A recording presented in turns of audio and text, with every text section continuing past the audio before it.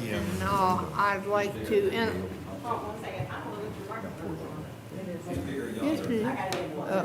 She's stuck in the middle. the meeting has been called to order, sir, if you don't mind. I'd like to welcome our staff, Crystal Wade to my left over here, and Glenn Rowe, and Olivia Hall, and the VMR staff, Khadijah Payne. And our members to my far left is Hunter Sled, Will Tolles, Bruce Julian, Andy Ransom, and I'm Edna Revere, and we have alternates back there in the, right here. And we welcome everyone. The first on the agenda is Howard C. Vick. Is someone here representing him?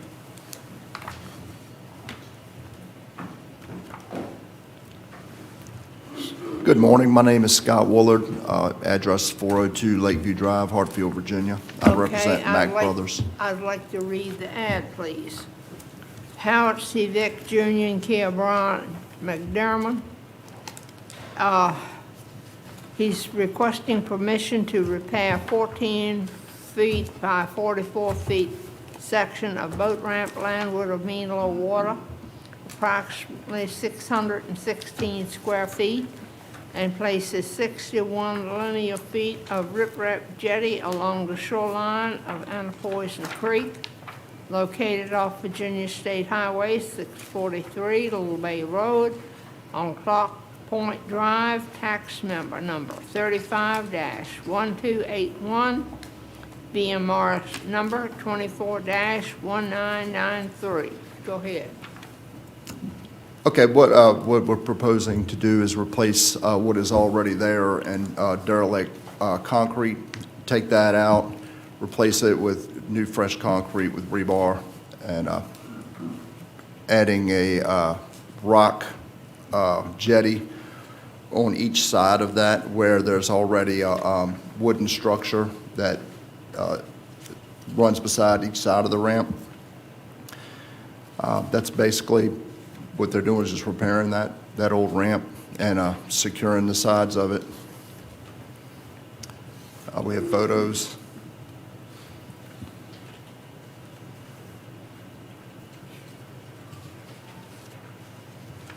And we've got one concern being with the grass that's growing up on one side of that ramp where it's cracked open, and I don't know if you can get that picture. Okay, that picture in the center right there. You got grass growing on the proposed jetty side, which we want to just put the rocks around that and protect that.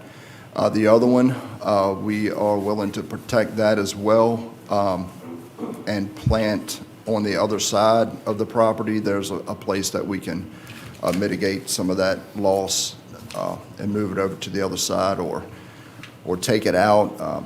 I think it would look better if they just poured the concrete right over top of it and just brought it over to the other proposed spot that you can see in that lower picture.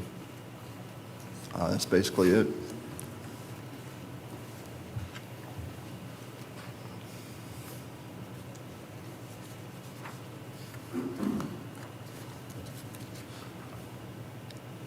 Do you have any?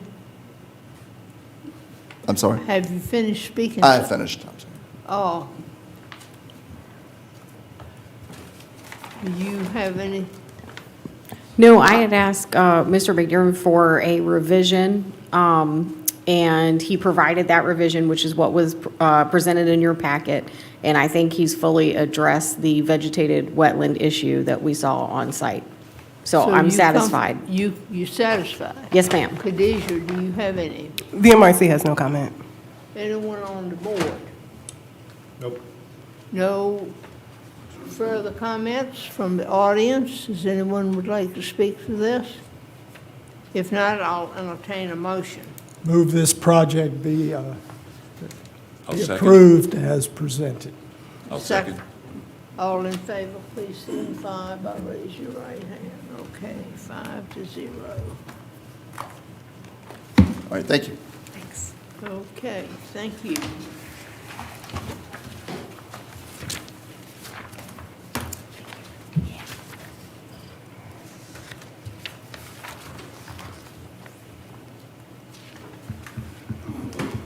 Next on the agenda is Robert, is it Gimbert Jr.? Is someone here representing him?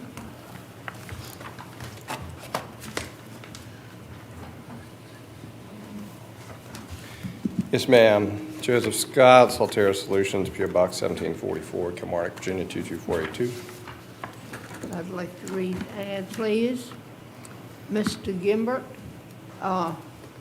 is requesting permission to install 110 linear feet of riprap revetment against the eroding bank and 50 linear feet of marsh toe sill along the eroded shoreline of Deep Creek located off Deep Creek, which is off Virginia State Highway 354 River Road on Meadowbrook Lane, tax map number 13-36B, BMRC number 24-2190. Go ahead. Okay. Yeah, so this is a site up in Deep Creek that has a very tall bank and has some erosion at the base of it, as well as has a whole lot of water running out of the bank. And then on the other side there is an existing area of vegetated wetlands that is also eroding. So the plan is to pretty much put a sill in front of the existing vegetated wetlands area, adding a little bit of sand to that to try to bring the elevation up so that it's not drowning quite as much. And then on the bank side, since there'll be no grading, we're just going to place stone at the base of the bank to try to stabilize the very bottom of it, because grading that would require tree removal and just all sorts of stuff that really isn't necessary. So if you have any questions. Do you have any? I don't. I think the project would help stabilize that bank. So it's, Okay. in my opinion, it's necessary. Thank you. Khadijah? VMRC has no comment. Members of the board? No comment. Nope. Anyone in the audience? Okay. With that said, and there's no further comment, I entertain a motion, please. I'll move to approve the project as submitted. Second. All in favor, signify. Okay, 5-0.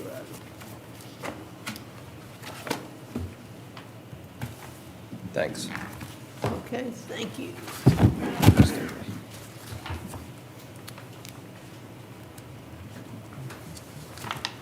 Wait a minute.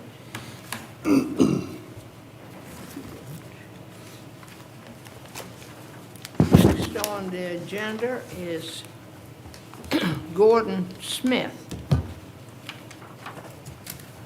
Some, I'll let you read. I can sit down if you want me to.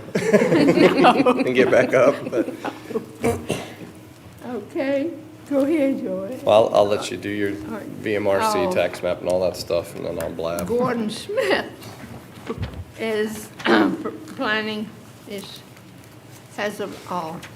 asking permission to install 130 feet of stone sill with 180 cubic yards of sand nourishment, 2,500 square feet of wetland vegetation plantings, and 2 riprap revetment extensions, 115 and 120 feet, for a total of 35 feet against eroding shoreline of the Rappahannock River, located off Virginia State Highway 637, James Wharf Road on Crab Point Road, tax map number 33-471, VMRC number 24-2472.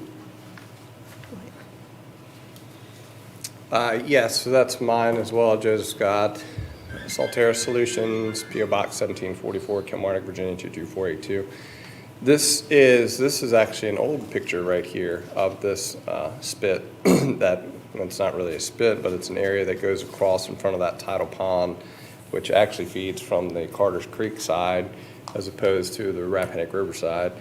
And over the last few years, it has become severely eroded, and over the last 6 months, it has really gotten in very bad shape. There's almost no vegetation there now. All of it's been washed out and eroded away. And there is still some sand. It was considerably larger, and it's considerably larger than what we're proposing at one time. But what they're planning on doing is just running a sill all the way across that area, trying to put some more sand in behind it and reestablish the plantings. Because at this point, it's pretty much breached, and the river is, the waves from the river are making it, worse by the second. So there are 2 existing revetments that are there. They're also going to be extended because of the loss of this particular area. It's caused some erosion there, so they're going to just go ahead and extend those 2 areas and then run the sill across there.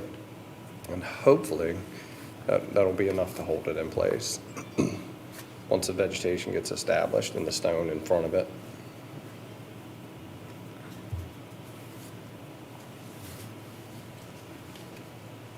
If you have any questions for me.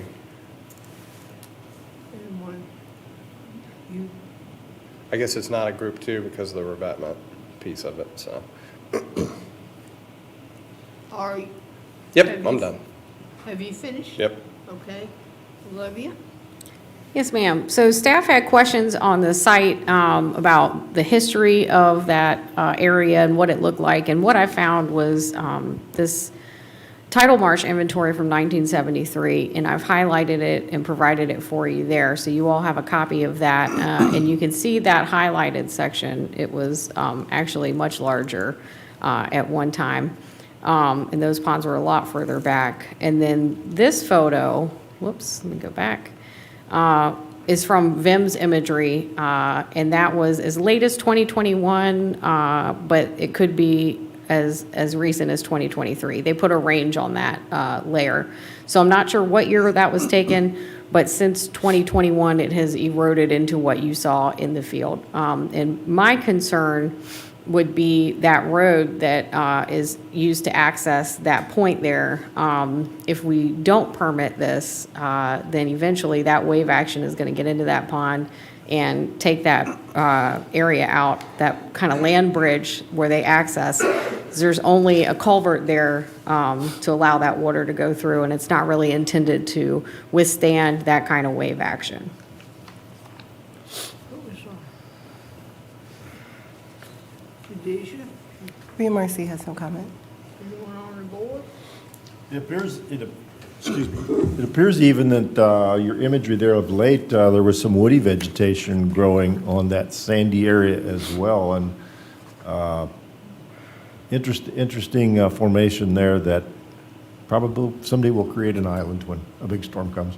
But it looks like definitely that eroded significantly over the years. Nope, no other questions. Anyone else?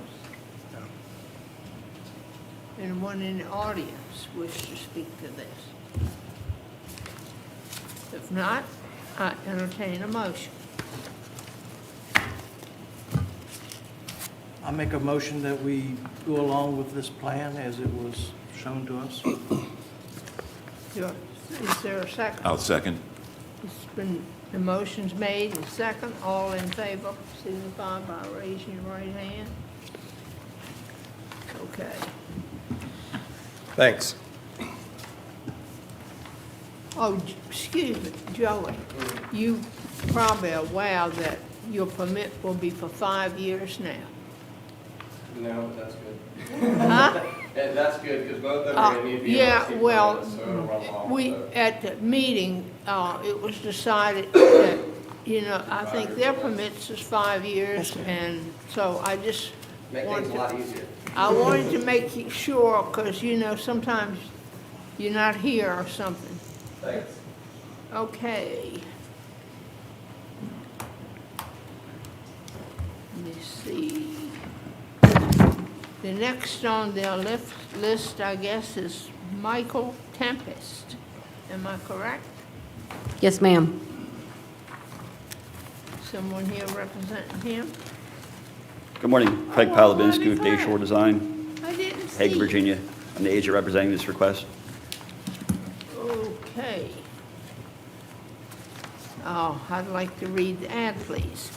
Michael Tempest from Bayshore Design is requesting permission to install 4 armor stone breakwaters, 60, 100, 160, and a 220 linear feet of riprap seal with 50 cubic yards of beach nourishment with 1,100 square feet of vegetative planting along the eroding marsh of the Rappahannock River, located off Virginia State Highway 637, James Wharf Road, on Crab Point Road, tax map number 33-468, VMRC number 24-2230.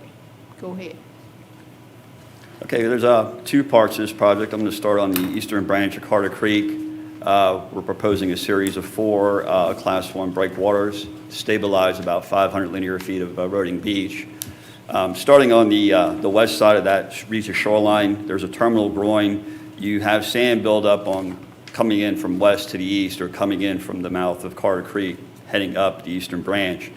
So we're proposing the first 65-foot breakwater at the end of that groin, more or less a spur, to help lock in that corner there. And then we're starting our breakwater set from that spur heading eastward, pretty much hugging the -1 foot contour. These breakwaters are going to be 65 feet, and the 2 center ones are 100 feet in length, and then the last terminal breakwater to the east is 60 feet with 60-foot gaps. The area behind will be nourished with about 700 cubic yards of beach quality sand. These aren't very high breakwaters like you would see out in the Rappahannock or in the bay. These are going to be a little bit lower, plus 3-foot elevation. Your fetch distance there is about a mile looking up Carter Creek. Basically, the bank portion of this shoreline is fairly stable. They installed a revetment a number of years ago, and there's a bulkhead by the pier. The area that's most eroding is on the western section, just behind that groin where it's getting scalloped out at Section A. But the beach is retreating. They had a much wider beach. That's starting to just keep rolling back and back. The back shore, there is a considerable amount of wetlands vegetation, Spartina patens. All that will be left alone. And then some of that may actually start to grow out as the breakwaters are put in and that area gets calmed down, waves are dissipated. Then the next section is on the Rappahannock River. There were a series of groins installed a number of years ago. There's about 200 linear feet of eroding marsh fringe, starting from the east side, extending over to the inlet jetty. There's a little bit of sand buildup, but the groins have become separated from the marsh. And once you get out past mean low water, that's all soft organic bottom. So there's not a whole lot of sand getting into those cells, to build up any kind of beach elevation to protect that marsh. So what we're proposing here is a Class 1 sill, 220 feet in length. We're going to have a 5-foot window, a lower window rear to allow tidal inundation. And just the cavities between the sill alignment and the existing marsh fringe will be backfilled with beach nourishment, about 50 cubic yards. And those voids will be planted with wetlands vegetation, about 1,100 square feet of wetlands vegetation will be planted here. That's pretty much all I have, and I'll be happy to answer any questions. Review. I have no comment, thank you. VMRC has no comment. Board members? Craig, what's the elevation of the offshore breakwaters? +3 mean low water.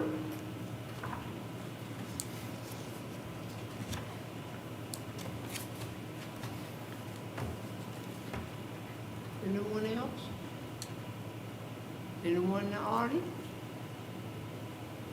If not, I entertain a motion, please. I'll make a motion to approve the JPA as submitted.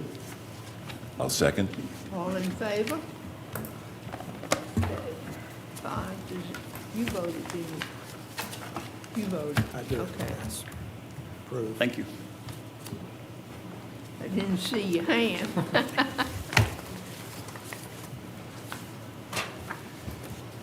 Okay. The next on the agenda is Edward Hensler. So, you still stand? Oh, I'm sorry, Craig Palabinski That's with Bayshore okay. Design, Hague, Virginia. I'm the agent representing this request. Okay, I'd like to read the ad, please. Edward Hensler, here Bayshore Design, is requesting permission to remove the remains of the timber bulkhead and construct 190 feet of riprap sill, 140 feet of main sill with 20 feet and 30 feet in weirs. Am I right? With 74 cubic yards of beach nourishment and 800 square feet of wetland vegetation plantings on Little Bay, located off Virginia State Highway 695, Windmill Point Road on Camp Drive, tax map number 36B-1-7 and 36B-1-8, and VMRC number 24-2258. Go ahead. Okay, as a typical Windmill Point site, this is very low. You have an old bulkhead that's pretty much all frame left anymore. We're going to remove the bulkhead in its entirety. I would say about maybe 8 or 10 feet back from the bulkhead alignment, there's a fringe marsh that's eroding out, and there's a lot of brick and debris that was placed between the existing bulkhead and the marsh, where, like, you see the dead man anchors, there's a lot of debris under the water there. All that will be cleaned out. And what we're proposing, pretty much in the alignment of the old bulkhead, the crest alignment anyway, is a 140-foot riprap sill using class 1 and 2 stone, about 2 tons per foot. The sill will be brought up a foot above mean high water. The area showing cross-section between the sill and the fringe marsh will be nourished with sand, about 60 cubic yards of beach nourishment, and that entire area will be planted with 800 square feet of wetlands vegetation plantings. The next 2 sections are the ends. On the, I guess would be the west end, where section D is, we're proposing a 20-foot riprap sill. This is going to be the weir. So this will be a foot lower than the main sill. It'll be about at the mean high water elevation to try to lock in that southwest corner. And then also on the north or northeast section, as you come into the cove, we're going to have a 30-foot weir. Again, no higher than mean high water. And we're going to have that section of sill that comes out at the end point at 140 feet at point number 6. That's more like a spur. And we're going to add more beach nourishment, about 15 cubic yards just to the east of that, showing cross-section where my section D is. That's more or less used right now as like a soft launch. We're going to try to just build it up a little bit with some more sand by putting 15 cubic yards of beach nourishment. And that proposed spur should help lock that in, keep that from washing out. Pretty much typical living shoreline. Be happy to answer any questions.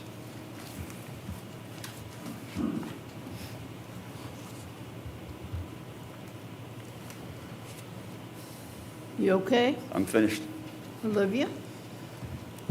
I think it would be a good idea to address those concerns that you can see in these pictures. And I think when we were on site in the meeting, Craig, you said that the permit covers an area that could potentially happen in the future, but is not planned for right now. Is that correct? What I stated was back in 2010, we had done a permit for the entire reach of shoreline. Permits have long expired. That was for the previous owner or who owned all the properties at the time. Okay. So, And that permit has technically expired, correct? yeah, Okay. like I said, 2010. So even if we had got extended with VMRC, it would have expired back in 2020, and that's as far as they would have taken it. Okay, thanks. I have no comment. I mean, you okay? You have Yep. Khadijah? VMRC has no comment. Okay, the board? Okay. Anyone else? Anyone in the audience? If not, I entertain a motion. I move that the project be approved as presented. Second? Second. All in favor, signify by raising. Okay. Let's see here.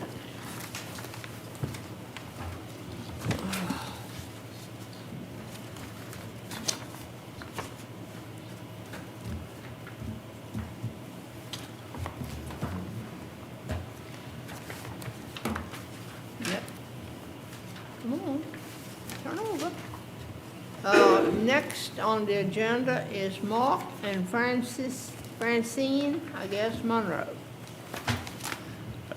Craig Palabinski with Bayshore Design, Hague, Virginia. I'm the agent representing this request. Also, the applicant, Mr. Mark Monroe, is in attendance as well. I'd like to read the ad. Mark and Francine Monroe, Care Bay Shore Design, is requesting permission to install a living shoreline to include 110 feet and 140 feet of armor stone sill with 60 cubic yards. Excuse me. Of beach nourishment and 1,300 square feet of wetland vegetation plantings, and install 85 cubic yards of beach nourishment with the gap between the proposed sills. All existing riprap along the shoreline will be removed and reinstalled as part of proposed sills, and other debris. Concrete bricks will be removed, and 38 linear feet of existing armor stone revetment will be refurbished by extending revetment landward to repair washed-out bank cavity along the eroded bank of the Rappahannock River, located on private road off the terminus of Virginia State Highway 622, Maradica Road, tax map number 11-8, BMRC number 24-2334. Okay, the first thing that we're going to do here, there's existing riprap sill, more or less, it's about 225 linear feet. It ties into the adjacent property on the southeast corner, extends up under the remains of a dock that you see on the drawing. All that rock will be removed. It's going to be reused as part of the new structures we're proposing, armor stone sills, riprap sills. There's debris along the shoreline, that'll all get removed, any concrete, rubble, brick, such, that'll be removed. And what we're proposing, the first two parts is 2 armor stone sills, the first being 110 feet in length, starting at the southeast corner, tying into the adjacent property owner's revetment return, extending 110 feet to the northwest, pretty much running along the same alignment as the existing riprap that was removed. There's some pockets, there's a fringe marsh landward of that proposed sill, good strand of vegetative growth. There's some areas that are bare with gravel that was placed there a number of years ago. We're going to top dress those areas with sand and plant it with wetlands vegetation. As you extend further northwest, that's the first sill, the 110 feet, and the second sill is 140 linear feet. We're going to have a 30-foot opening, which will be nourished. That'll allow them to have access to the water, more or less a soft launch, and plus also allow for more tidal inundation to the wetlands planting areas. So as we head northwestward, again, we have a 140-foot sill, pretty much following the alignment of the previous riprap that's removed. And the sill is going to terminate at point number 7. You have a gravel boat ramp with 2 stone jetties flanking it. We're going to tie in there at number 7 with the armor stone sill. Again, there's some pockets there of gravel that will just be top dressed with sand and planted with wetlands vegetation. In all, we're proposing 60 cubic yards of beach nourishment in the areas that are going to be planted, with a total of 1,300 square feet of wetlands vegetative plantings. In the area in the center of that 30-foot opening, that's going to be about 85 cubic yards of beach nourishment, and that's just going to be sand beach there. And the last portion of the project is a repair. It's about 30 linear feet of armor stone revetment that's gotten washed out behind the cavities about 8 or 10 feet back. They're going to add a couple layers of armor stone, bring in new filter fabric, and get that back up to grade, more or less create an apron to stabilize that revetment. That's pretty much all I have. I'd be happy to answer any questions. Olivia? Yes, ma'am. So this would effectively address a violation that had occurred at the site some years ago. It was the Flamia violation, where they had added some stone that was unpermitted. And Craig was kind enough to show us some previous drawings when we were on site, where he had highlighted how that sand had filled in some of those areas over the years. And so to remove that gravel, some of that gravel at this point is unnecessary. And the work that you see here is going to basically top dress that, as Craig said, and address that part of the violation and concern. Mr. Pettigrew is an APO, and before the Monroes bought the property, he had asked to meet with me specifically to voice his concerns about how the erosion on this property could affect his property. He had the desire for whoever bought the property to treat it similarly with a shoreline restoration to what he had done that had been very effective in his opinion on his property. And Mr. Pettigrew stopped us yesterday when we were in the field to let us know he reiterated his support for the project and that he feels tying into his project that Craig had also drawn would effectively address the erosion here. And I have no further comment after that. But are you comfortable with us proceeding forward? Yes, ma'am. VMRC has no comment. Is there anyone on the board? Well, I don't have any questions, but I know Mr. Little, who couldn't be here today, would want me to say that I know the people in Maratico are happy that the Monroes have chosen to buy the property and to remit some of the violations that the previous owner had performed, so I just wanted to say Yes. that. I remember it very well. Oh, And I would just like to ask Olivia and Kadisha, do you feel like this proposed treatment fully mitigates the damages and the violation that we struggled with for so many years? And Yes, that's correct. okay, And I'm not 100% briefed on the violation that happened previously, but I believe this project is. no, It was pretty much entirely in our jurisdiction. Okay. Yep, no problem. Thank you. any further?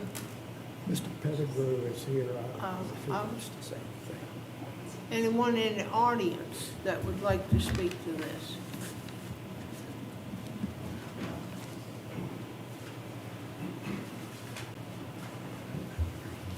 Madam Chairman, members of the board, I'm John Pettigrew. I'm adjacent property owner. Olivia was mentioned earlier. My wife and I are 100% behind what has been proposed. It'll really help. I've been very happy with the job that was done on my property. I think it did a wonderful job, and this is only to do the same thing, continuing up the river. So I appreciate what y'all do, and we support it 100%. Thank you so much. Thank you. Is there anyone else that would like to speak to this? If not, I entertain a motion. I move to approve the project as presented. Second. All in favor signify by, okay, 5-0. We Thank thank you so much. I would just, Craig, I would just hope that it won't take 5 years to get the project implemented. That it doesn't take 5 years per your projection here of 2028 to get the project fixed. I'm sure the landowners adjacent. Oh, I can remember very well. Well, we appreciate the gentleman's comments in favor of the project, and it's great. Okay, the next on the agenda is Gail. How do you pronounce that last name? Okay, Tisinga. I'm sorry, I couldn't hear. Tisinga. Tisinga. Okay. Hinzinger, in care of Otis Conkle. Hello, Otis Cocker with Eco Construction. Okay, I'll Represent read Ms. the ad, please. Tosinga. I'm not sure I've been pronouncing it right. I'll read the ad, please. They're requesting permission to install 135 feet of living shoreline to include 135 linear feet of silt, 50 cubic yards of beach nourishment, and 1,250 square feet of wetland vegetation plantings along the eroded shoreline of Johnson's Creek, located off Virginia State Highway 650, Fleets Bay Road, on Cottage Farm Road, tax map number 29-64, VMRC number 24-1805. Go ahead. It's a fairly straightforward Group 2 living shoreline. We have the 5-foot gap that they like to see every 100 feet to allow irrigation of water into the wetlands area. I believe that's about it. You finished, Yes, ma'am. Olivia? Yes, ma'am. So VMRC received public comment from APO Hawkins in opposition, and that's why you are hearing this living shoreline today. I'd like to read those comments and the county's response into the record, if you'll bear with me. Mr. Hawkins asked, what impact does the project have on T-Singa property boundary? Does it change? Does it increase the property area? County response is the only way to change a property boundary would be to have a current survey showing meets and bounds recorded in the county's deeds and records office. Title properties have the potential to erode and accrete land, so a stabilization project may or may not result in an increase in property. This could only be determined by a survey. In this case, the property has eroded over time, and based on this, there may be no increase in property area. Number 2, he asked, does the property increase the measurement of shoreline distance on the T-Singa property? This information could only be determined by a survey if the project was completed. We do not require a survey upon completion. Number 3, he asked, side view A drawing shows the proposed riprap extending 12 inches above the mean high water elevation. The current mean low water elevation is at the edge of the existing grasses. The county responded, the current mean low water elevation is not at the edge of the existing grasses, see below, and included with that comment is a screenshot of one of Otis's drawings. If the living shoreline is constructed as currently proposed, will the new mean low water be measured on the channel side, AKA east side of the proposed property? And again, the county stated no, see second drawing below. And then Mr. Hawkins asked, is the project in any way under any agency definition of shoreline modification? County responded, this is a shoreline stabilization project that is being permitted as a living shoreline. The county does not have a definition for shoreline modification. Mr. Hawkins asked, does the project affect, alter, or change the riparian area of the T-Singa property? County responded, under Virginia law, only a court can establish the riparian area for a waterfront property. Mr. Hawkins asked, does the project affect, alter, or change the riparian area of the Hawkins property? The county responded with the same answer as above. Under Virginia law, only the court can establish a riparian area of waterfront property. Number 7, regarding APO acknowledgement forms for Greg Gammon, we understand that this property has been sold and has new owners. Have they been identified? The county responded, no recent real estate transactions have been recorded for this property in our deeds and records office. All APOs have been notified as required by law. And the county has no further comment. Thank you. Are you comfortable with Yes, ma'am. what you just read now? Yes. Do you have any, VMRC has no comment. Otis, do you have any? Nope. Is anyone in the audience that would like to speak? Is there anyone on the board that would like to speak? Has the objector responded to your email? He has not. Is the objector here today? I don't believe so. For Kadisha, if this objection stands, regardless of the determination by this board, will the applicant have to go to the full commission? Yes, sir. This project will also need to be permitted by VMRC. It will no longer qualify for the general permit because of the protests. Understood. Thank you. Has the objection been raised to VMRC or just the county? It was raised to VMRC, and that's why it had to go back to the county to get permitted by the county, because we can no longer issue the general permit. And the county addressed the questions because most of them were something that really we should have answered, so we did. So this will have to go to commission? Yes, sir. Okay. Excuse me, do I hear any further comments? I think we still need to ask the audience if they have any, if anyone in the audience has a I comment. asked and no one replied. I said, the audience and the whatever. So does anyone wish to speak to this? If not, the board has no further questions. Motion, please. Make a motion to approve the project as submitted. Now, here a second. Second. All in favor, signify by raising your right hand. Okay, 5-0. Thank you all very much. Also, I want to make a comment to my appreciation to the landowner to help protect these critical wetland resources, and that's essentially the bottom line on this project. I appreciate landowners in the county that are taking the resources and the time and the stress to get projects like this installed. Thank you, Otis. Well, it's a good, clean project. I'm And sorry that thank you, Gail. it's been objected. Okay.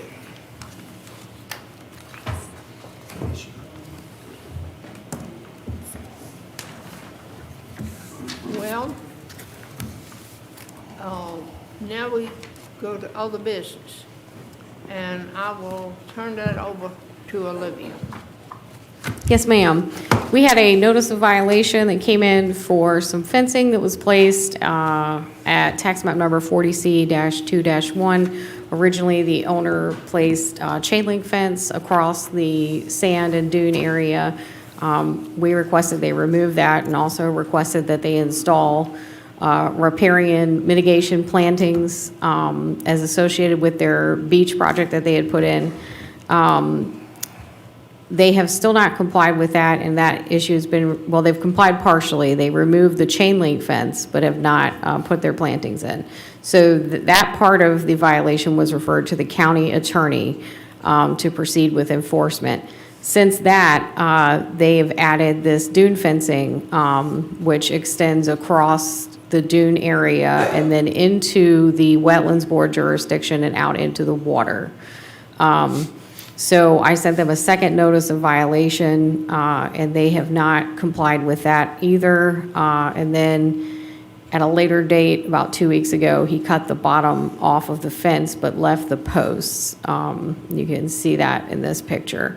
So that also does not achieve compliance. I requested that he remove the sand fencing from the Wetlands Board jurisdiction, and I also forwarded it to VMRC in case they wanted to weigh in.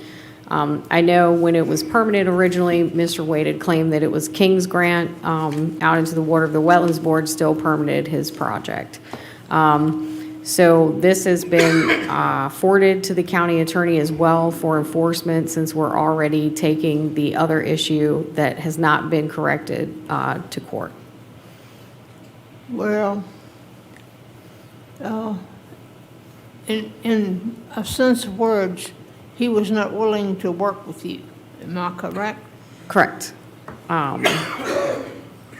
Waiting for him to reach out on these compliance issues.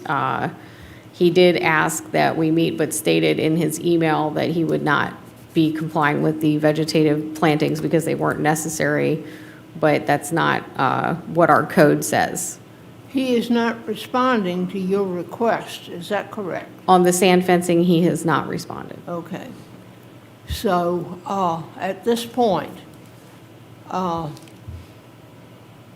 could you tell us, I believe I understood that the county, it's in the hands of the county attorneys now, am I correct? Correct. The county attorney is sending a letter, and if that doesn't achieve compliance, then it will be forwarded for enforcement in the court. But at this point, we're just waiting for the county attorney to send his letter this coming week. So, at this point, the county attorney has it in their hands, so we have no control at this point, am I correct?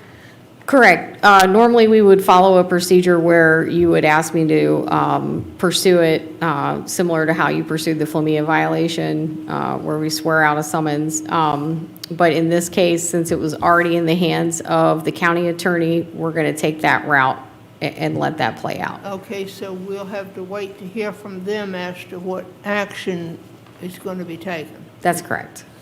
Okay, I just want to make that clear for the minutes and everything. Yes, ma'am. And I hope everything works out where he doesn't realize that he doesn't have to listen to what you have to say, because I don't think that's going to happen. Thank you. I have a question. Yes. What date was he served this notice of violation? For the second notice, it was October 23rd. How about the first time? Let's see if I have that date here. I don't have that date with me, but I think that went all the way back to potentially August. And how did you receive this complaint? Was this a complaint from a? It was a complaint that came in. Okay, so my last question is to VMRC. Yes, sir. I'd like your comments on what code violations are here from the state's jurisdictional standpoint. So I am currently looking further into the King's Grant situation of this project or this violation. Because if it falls under King's Grant, then VMRC technically does not have jurisdiction over this fencing below mean low water. So that needs, and King's Grant takes a little bit further investigation than. Yeah, I'm fully knowledgeable of the authorities that King's Grants gives the landowner. Right. So essentially, if the King's Grants prevailed, I believe that was King Charles that granted that while in exile. Therefore, that landowner owns the subaqueous bottom under the King's, if it is, Well, yeah, if it is determined. If it's determined to be King's Grant, then that homeowner has the ability to build on state bottom without being permitted by VMRC. And even so, does someone that has King's Grant lands, are they still obliged to notify of any projected activity, such as a dock, dredging, any activity? Are they still obliged to notify the commission? VMRC will entertain an application. Other agencies also review JPA, so the board, your board, the Wetlands Board, the Corps, and DEQ will also need to see what is happening out there if a homeowner decides to do something. So JPA will still need to be submitted. Yes. Yeah, it's my understanding that while the landowner might own the bottom, they don't own the water. That's great. All of us own the water. Thank you. So I'd like to request, formally request that once a decision's made by the commission, that this board be notified of any state action that's going to happen as far as the violation or what your position is. And I'd like to have that, would 30 days be sufficient time to respond? Sure. Okay, thank you. Is there any, Olivia, have you finished your? Yes, ma'am, nothing further. Olivia, any correspondence with the Army Corps of Engineers on this project? No. Previous violations that I've discussed with Nancy only really apply when it's the filling of wetlands or something specific, like on a pier. The Army Corps would look into how high the pier is above the wetlands. So I have a separate violation that the Corps is looking at as well for that, which is not in your jurisdiction, which is why I didn't bring it to you today. But in this case, I don't believe they would have any jurisdiction. Could we get an email at least from them that they either do or don't? Sure. Thanks. Well, are we ready to proceed? Do I hear a motion to approve the minutes of the September 12th, 2024 meeting? Move that the minutes be approved. All in favor? Okay, thank you. Well, is there any further business? No, ma'am. Well, I'll adjourn this meeting at 10:22 a.m.